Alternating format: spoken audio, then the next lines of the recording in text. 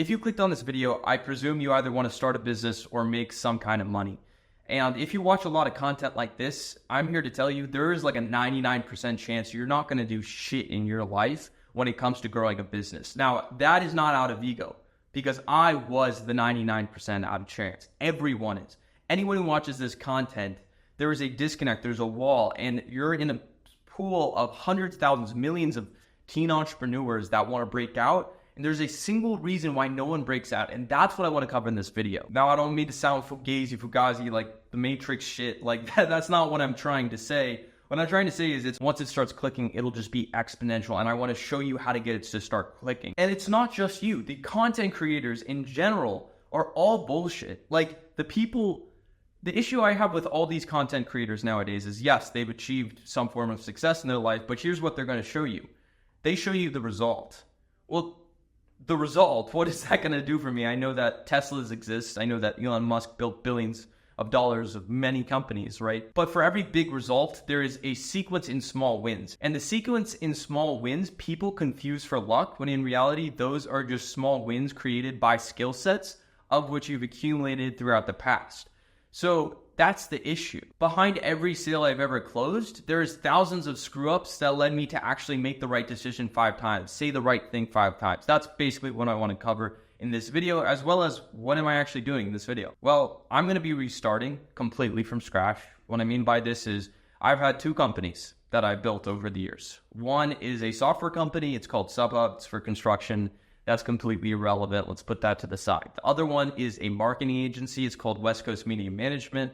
We've grown that company to up to $50,000 per month.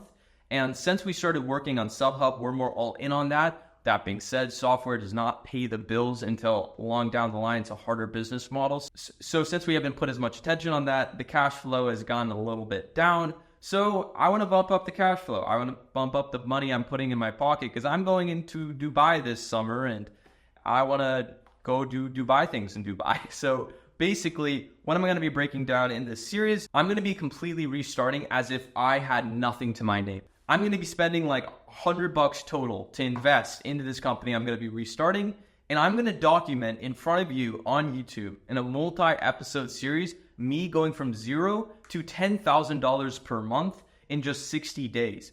Because rather than tell you how to do it, or the framework, or the psychology, I want to let you know that it's all those things combined. You will never from one video actually build any skill sets, at least in my opinion. So without further ado, the following is exactly what I want to mentally prepare you for if you were to start your own business. I'm going to cover the different videos that we'll be building throughout this challenge for me to get to 10K per month.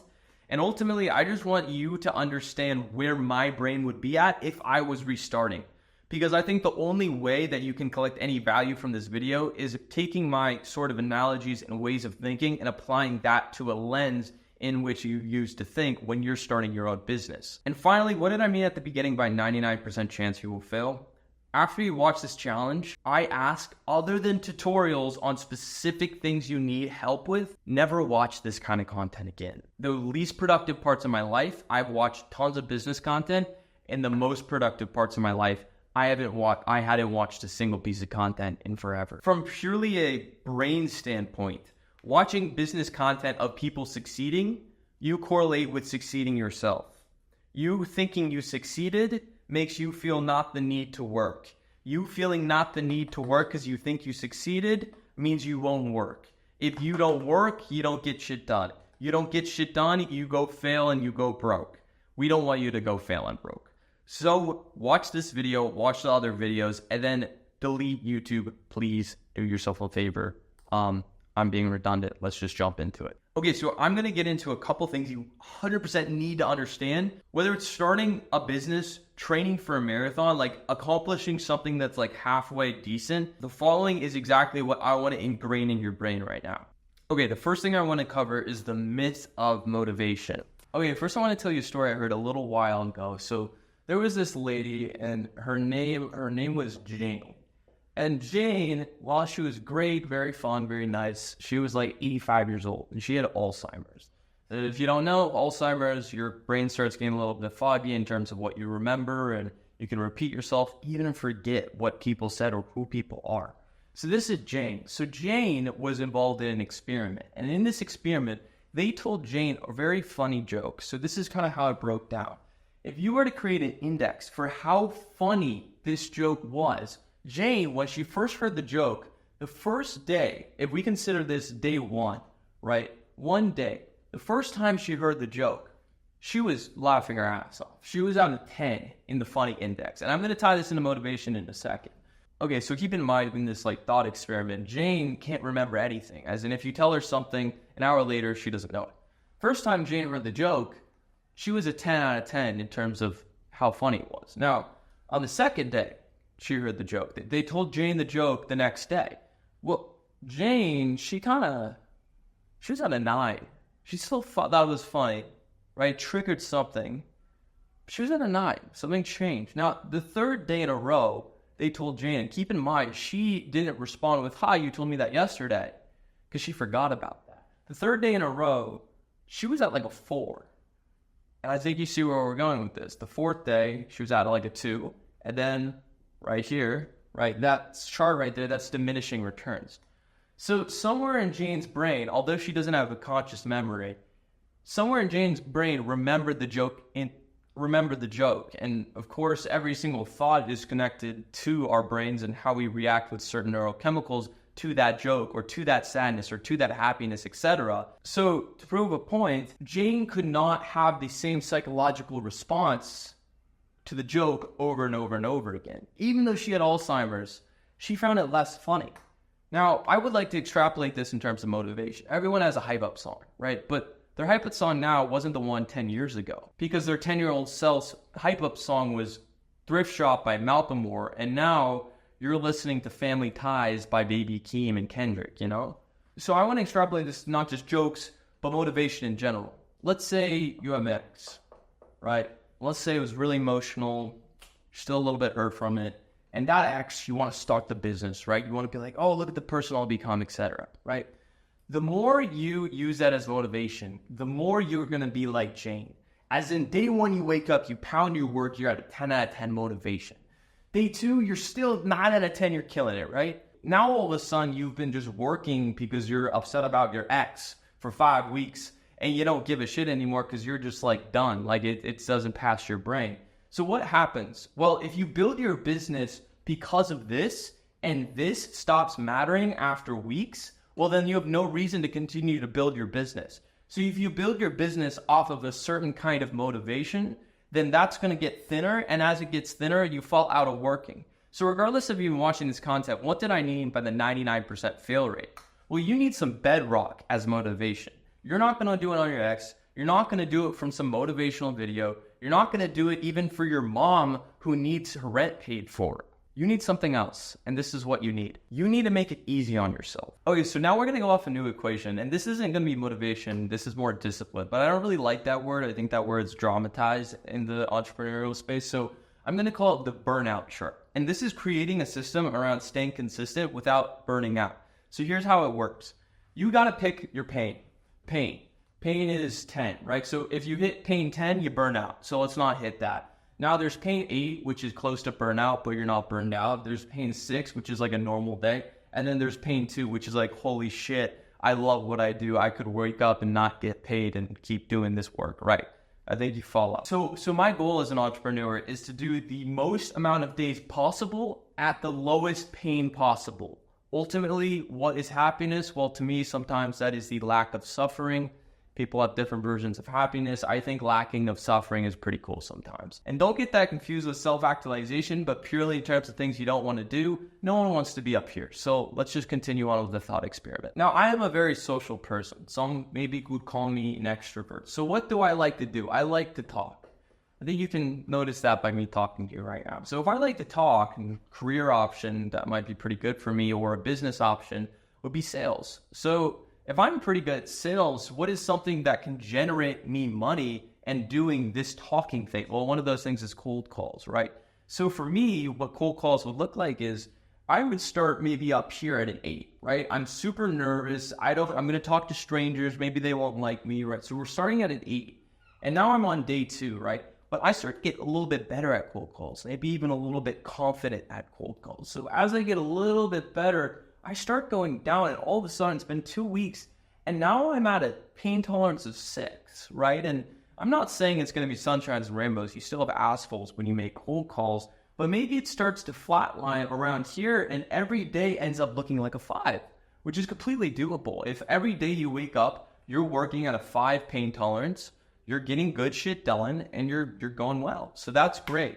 Notice how I'm getting farther from burnout, and the longer I go, the more money I make. Because although this graph right here, this equals days, what it also equals is money. Because the longer you work productively, the more money you'll get paid, as long as you're not incompetent, which I can get into in a second. Motivation is literally just how long can you suffer for without hitting this burnout line. And as long as you don't hit the burnout line and you keep going in this direction, whether it's up, down, or squiggles, you're doing the right thing. Okay, so now let me give you a different scenario just so you can see what the reverse of this looks like. One thing I absolutely hate doing is data management. I hate it. Like scraping leads, making sure this guy is the guy I'm supposed to call, making sure his phone number's valid before I call him. It's grunt work. It's just, I just hate doing that. And I can't really get that good at data management either because it's just grunt work, right? So when I start doing data management, I'm at like an 8 already, right? But I don't really get better at it, so I don't get prideful about doing data management. But the definition of insanity is doing the same thing over and over again, expecting a different result. If you're in pain, you expect to feel better. If you don't feel better, you go insane. If you go insane, you hit burnout. So what starts to happen with data management is it starts going up, up, up, up, and bang. Now you're burned out. Now you're waking up every morning. You thought you were an entrepreneur, and now just because of this, you're burned out. And that's the first thing I wanted to talk about. Some people, they'll try and do the same thing over and over and over again. They'll try to build their business or whatever, and they'll just end up saying to themselves, maybe I'm not cut out for it. Maybe I'm not an entrepreneur. And that's where you're false, because an entrepreneur is just doing the shit you like doing and getting paid a lot of money for it. That's all an entrepreneur is. And I'm going to assume most people like shitloads of money, and I'm going to assume most people like doing what they like doing. So if you feel like you're not built to be an entrepreneur, please understand you're just playing the game wrong. In this case, if I was a data management company, I would go out of business tomorrow. If I was a cold calling company, I would go straight to enjoyment, love what I do, and kill it and destroy all my competitors. That is what motivation is. Motivation is not some song or some breakup or some family member you're working for. Motivation is just building a system in which the things you do, you enjoy enough to keep doing them. And as you keep doing them, you keep making money. And as you make money, you get smarter. And as you culminate your now knowledge, wisdom with that money, you can have a multiplier effect by investing that money to do things, to grow more money. And now you're rich. Congratulations. But rather than just talk about it, let's actually get there. So the next thing I'm going to be touching on is how we can start implementing this. Okay, before I jump into the exact frameworks on how we're going to build this business, I want to give you one last point, and I call it heuristics. This is the one thing I owe everything to. Like, what I'm about to explain to you is exactly why I'm in the position I am. Heuristics. If I spelled this wrong and you look it up on Google, just know I'm a high school dropout. So cut me some slack there. I kind of did drop out of high school. Okay, but I want to give you a stupid, simple example of heuristics. This applies to everything in the world.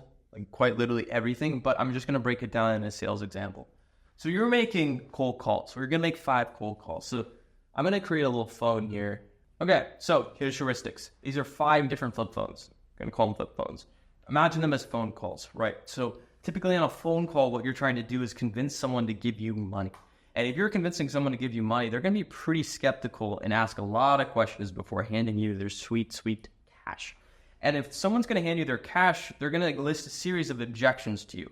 An objection is simply saying, hey, before I give you my money, is this an issue? And they address what they think could be an issue. This could be around price. This could be around something working or not working, etc. So here's what a heuristic will do. Someone says, okay, this is the issue. You have to rebuttal and say, this is not an issue because. Now, what comes after that because is a tangent of information that's supposed to convince them otherwise. So you need to now convince them it's not an issue. So I'm just going to say, for example, price, right? Price is the issue. So they're saying it's way too expensive for me. That's my objection. So what is your brain going to do? It's going to figure out how to say, oh, price isn't an issue. Now, let's say you're making a cold call, you don't know how to build a business, you don't know anything about businesses in general. Are you going to be able to handle price objection well? Well, if I didn't know anything about business and I called Jane and she said, well, Blake, but the price is too expensive, I would be like, but Jane, we have the most quality. That's bullshit. Everyone knows that bullshit. Now you just lost the sale. You know how earlier I said a big win comes from a series of small wins? Well, one of the small wins you have to do is make sure Jane doesn't think you're bullshit. You just sounded bullshit from Jane, so she's not going to buy from you. So how do you build a heuristic to create a bunch of small wins? This is the following. So the first time you do it to Jane, you're going to say to Jane, I'm actually going to erase this just so you can see this better. So the first time you make the call and Jane's like, oh, price is an issue, you're going to be like, quality, right? So you're going to be like, oh, Jane, we have the best quality. Jane's going to be like, bullshit. My issue is that I don't think you have quality and you charge a lot of money. So why are you saying quality? So that is a no-no. So this is actually very good for your brain because what you just did is you correlated saying quality to there's a price issue with failure. That is a heuristic. Well, not the definition of heuristic, but it sort of is. As in, next time someone says price is an issue, you will not say quality. Process of elimination. You know not to do that error again. And that's a very good thing. Okay, so let's keep trying this. So in the second phone call, now you're talking to Frederick. He's saying, oh, price is an issue. You respond to Frederick with, oh, we're going to make it cheaper for you, Fred. We're gonna just cut the price. We're going to get this done. So that's going to do two very bad things for you. Well, one, you, my friend, you just lost money, right? So you, in the downstream, you can convince them and you would have made X money. Now you just made X money minus $500. So that's bad in itself. Or they look at you and they say, they just discounted themselves. They are not sure of their worth. So like if I was ever in like a negotiating battle, like anyone who's negotiating knows this feeling. You're talking to someone and you're like, will you do... Let's say like the product is like $550 and you have no idea, what the price should be. Let's say you're like, will you do $500? And then the second you say that, they're like, yeah, done. Let's do it. Shake your hand. Why were they so excited about selling this to me for $500? Now you're like, wait, did I just get fucked? Like what? Like, why were they so stoked about saying yes to that? Wait, did I get the best price? Is this quality? Et cetera, et cetera, et cetera. They get stressed. Also, business is a game of recurring clients. So you making yourself cheaper will just make them not too sure on if you're worth it or not. That is a bad heuristic. So what will happen if you do this, you will learn your lesson and lose. And if you lose, then what happens again, your brain associates cheaper with bad. Bad associates not do it associates with let's do something else. Now, what will work?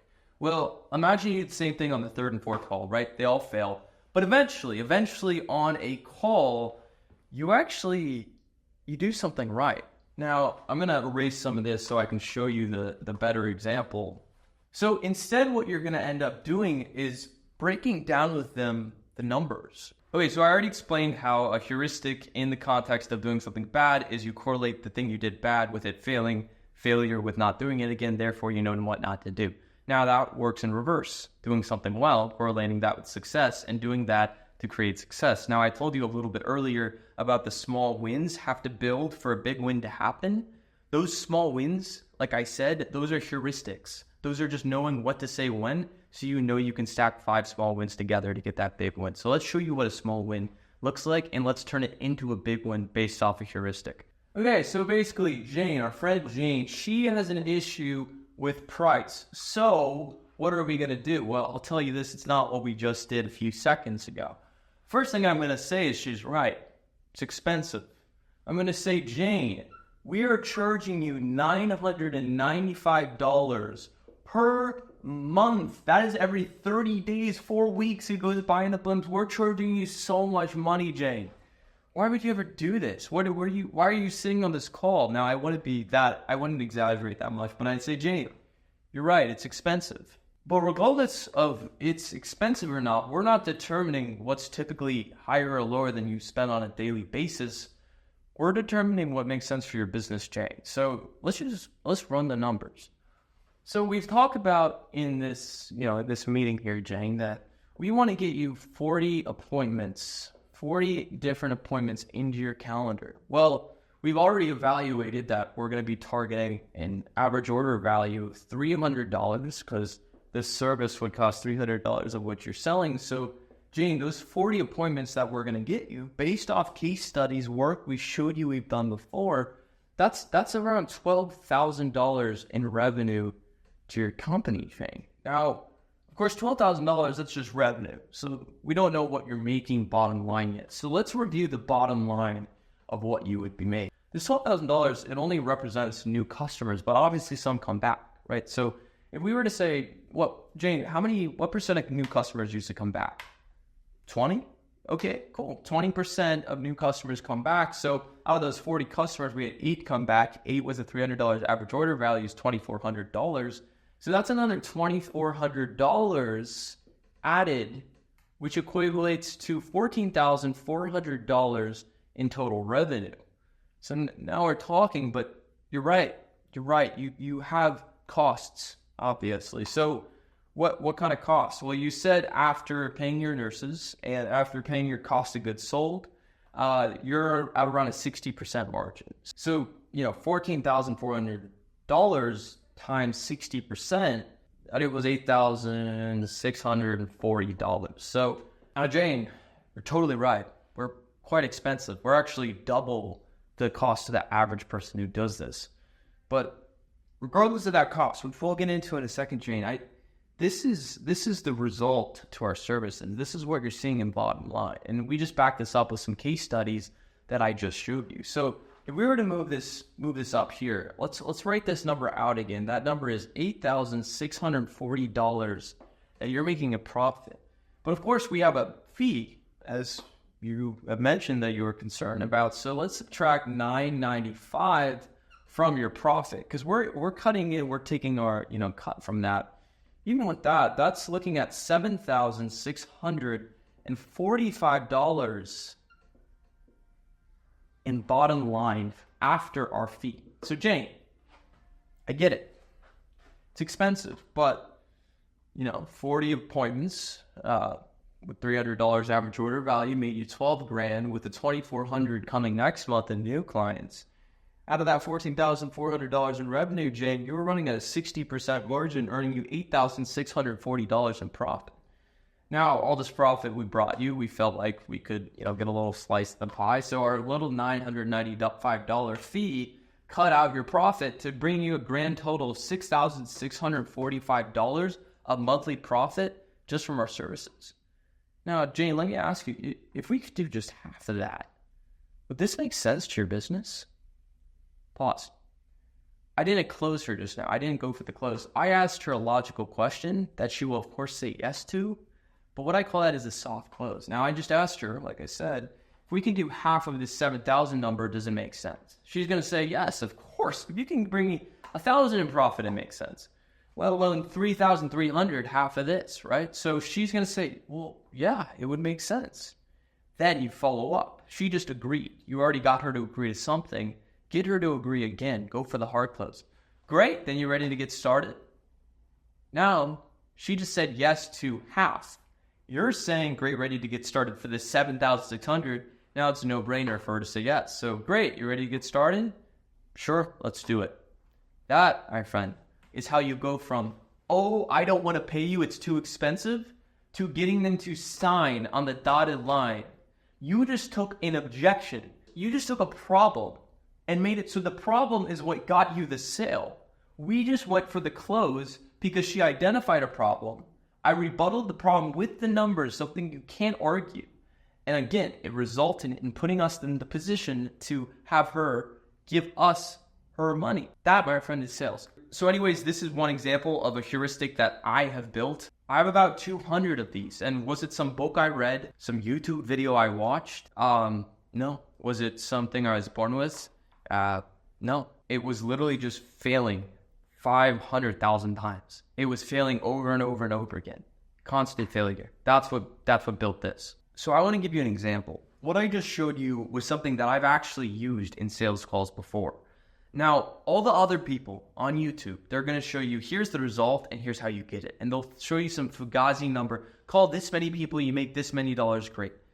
I'm here to tell you, if you don't have the skills, the numbers they'll show you, the call to actions, the things they want you to do, it's bullshit. You should focus on failing. Focus on building heuristics, because heuristics is the thing that you can hang on to and know that you'll always be that. Whether it's in business, I like running. I run for college, so I know if I can run a certain mile time, maybe next year I can at least get close to that or beat it. Right? A heuristic is like a mile time. It's like, I've done this before. I know I can win again. And that applies to everywhere in life. If you're watching this video to grow a business, or maybe you're watching this video to get better at something in general, this is the framework on how you do it. I call it the first principles. Okay, so the first half of the video so far, that has been just how you get better at things, right? That didn't need to apply to business. It was more the mentality. The following is going to be how you grow a business. So I'm actually editing right now. I realized that was going on a little too long, so that was more the mindset video. The next video is going to be actually how you hit the guarantee and how you build the business that I'm talking about here, how I'm going to restart to get to 10K per month in like 60 days. So that'll be in part 2. That was the video. Go make some money. See you in the next one. Bye.